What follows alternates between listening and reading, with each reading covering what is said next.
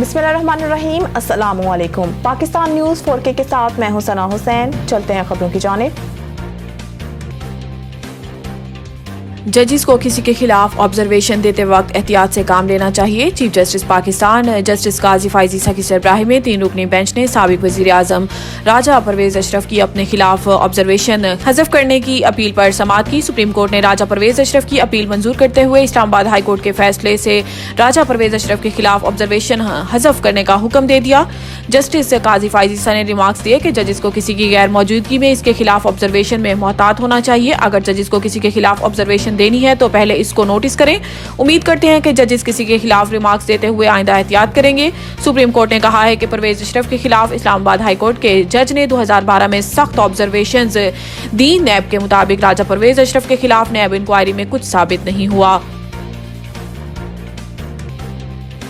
नवाज शरीफ की NA 15 मानसहरा का इंतखाबी नतीजा रोकने की दरखास्त मुस्तरद।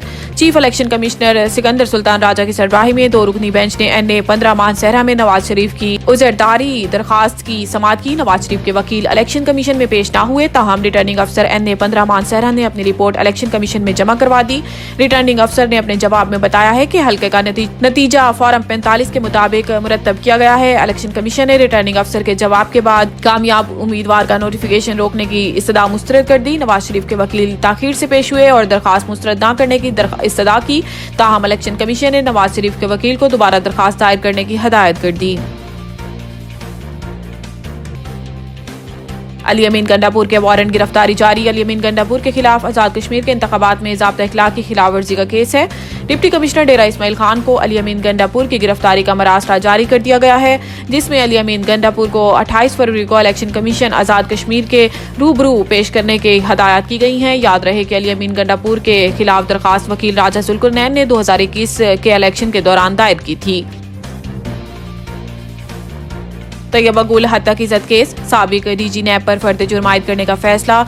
एडिशनल सेशन जज सुहेल शेख ने तैयबा गुल की जानिब से दायर हत्या की इज्जत केस में साबिक DG नैब शहजाद सलीम पर फर्द जुर्म आयद करने का फैसला करते हुए कहा है कि शहजाद सलीम पर 11 मार्च को फर्द जुर्म आयद कर दी जाएगी। अदालत ने आइंदा समाअत पर शहजाद सलीम को ज़ाती हैसियत में पेश होने का हुक्म दे दिया। अदालत ने शहजाद सलीम को चालान की नकूल फराहम करते हुए 30,000 रुपए के श्योरिटी बॉन्ड जमा करवाने की भी हिदायत की। मीडिया टॉक में इल्जामात लगाने पर तैयबा गुल ने साबिक DG नैब शहजाद सलीम के खिलाफ हत्या की इज्जत का केस दायर किया था। मज़ीद न्यूज़ और अपडेट के लिए देखते रहिए पाकिस्तान न्यूज़ 4K।